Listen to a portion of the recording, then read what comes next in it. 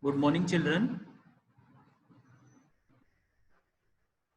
Myself, Rakesh Kumar Kaushik, and we are having a discussion on chapter number 4, Alternative Centers of Power in Political Science, class 12.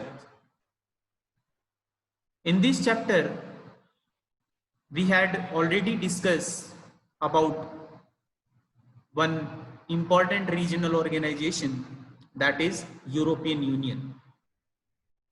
Today, we will discuss about ASEAN, Association of Southeast Asian Nations.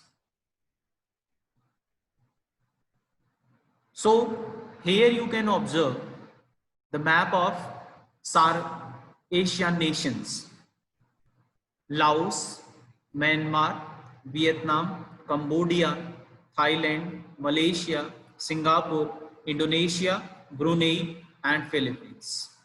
These are the 10 members of ASEAN. Nowadays, Timor is another country which is going to be the member of ASEAN. ASEAN is the most important regional organization of Asia. And after ASEAN, SAARC is another regional organization which is working in Asian continent. So now let us discuss something about ASEAN. ASEAN was established after the Bangkok Declaration by the 5 member countries: Indonesia, Malaysia, the Philippines, Singapore, and Thailand in 1967. Over the years, Brunei Darussalam, Vietnam, Laos, PDR, Myanmar, Burma, and Cambodia joined ASEAN, taking its strength to 10. Lao PDR means Laos Public Democratic Republic. So, with the help of these 10 members, the ASEAN is working as a strong and powerful regional organization in Asia. The objectives behind the organization of ASEAN are to accelerate economic growth, and through that economic growth, social progress and cultural development, and to promote regional peace and stability based on the rule of law and the principles of the United Nations Charter. As a student of political science, we already know that these 10 countries were the colonies of the different European countries, and exactly after the Second World War, they become independent. And the economic growth was the biggest challenge towards the development of these nations. It was the biggest challenge to gain the economic growth and accelerate their economies. Then these Asian countries had adopted the ASEAN way. Then what is ASEAN way? ASEAN way is an interaction that is informal, non-conferentionist, and cooperative. All the countries of ASEAN are formally and informally cooperating with each other on the different issues. The respect for national sovereignty with some of the fastest growing economies in the world. And ASEAN broadened its objectives beyond the economic and social spheres. So what it means? Nowadays, ASEAN, with the respect of the sovereignty of the countries, they are try to get the fastest growth in terms of the economy in the world nowadays, and they are try to achieve these things because with the help of economic growth they can got the social progress and cultural development of this particular region. Then in 2003, ASEAN moved along the path of the European Union by agreeing to establish an ASEAN community comprising 3 pillars, namely the the ASEAN Security Community, the ASEAN Economic Community, and the ASEAN Socio-Cultural Community. So as per the names, the security community refers to the security in this particular region.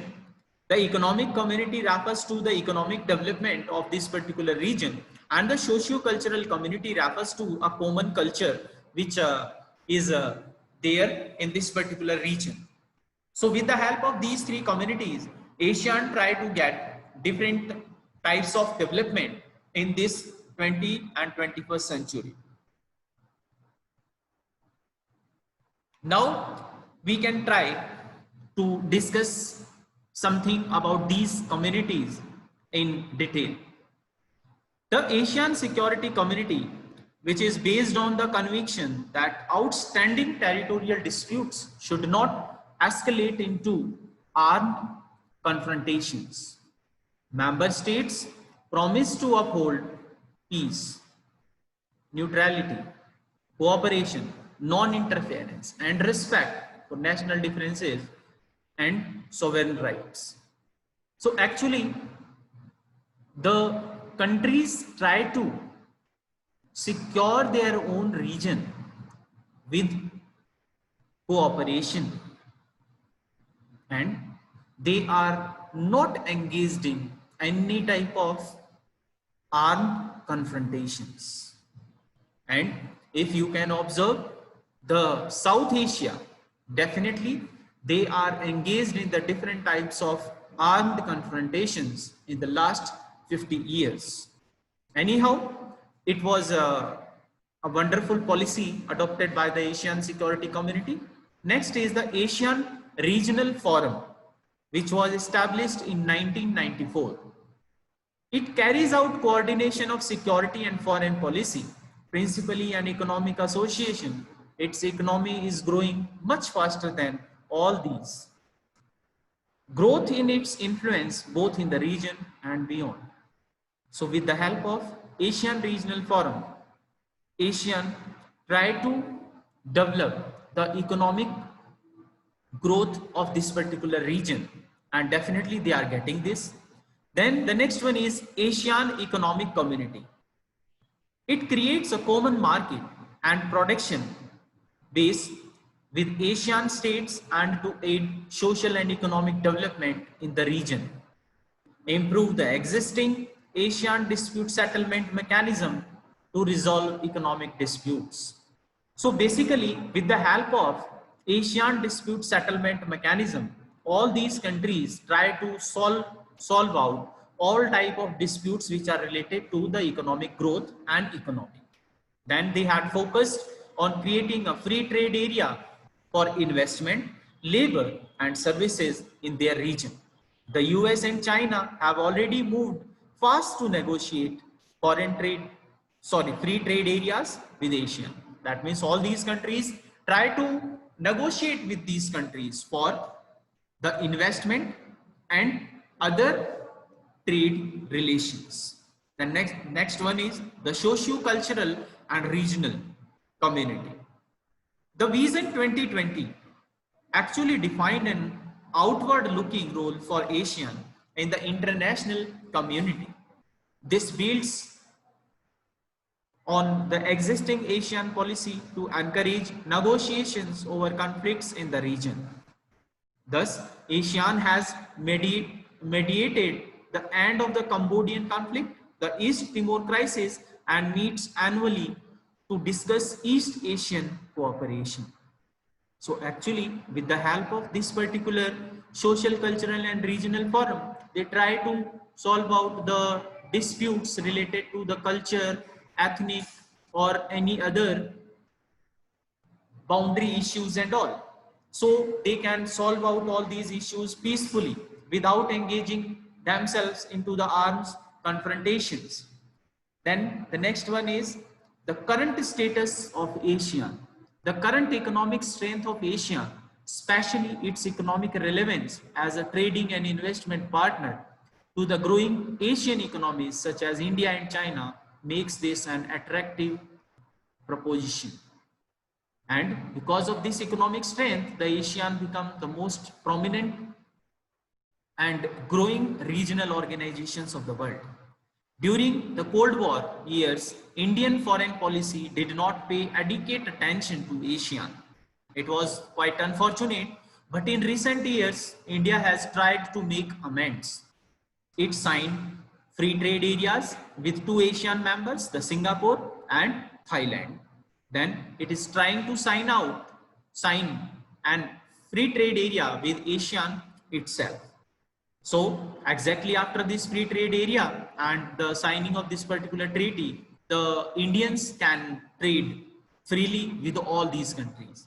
Then ASEAN's strength, however, lies in its policies of interaction and consultation with member states, with dialogue partners and with other non-regional organizations. So what it means?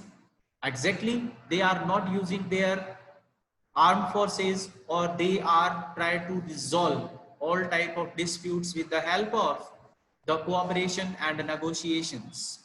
Then it is the only regional association in Asia that provides a political forum where Asian countries and the major powers can discuss political and security concerns. And because of that, the ASEAN is a growing regional organization in the world. So thank you very much, everyone. In the next topic, we will try to discuss about China.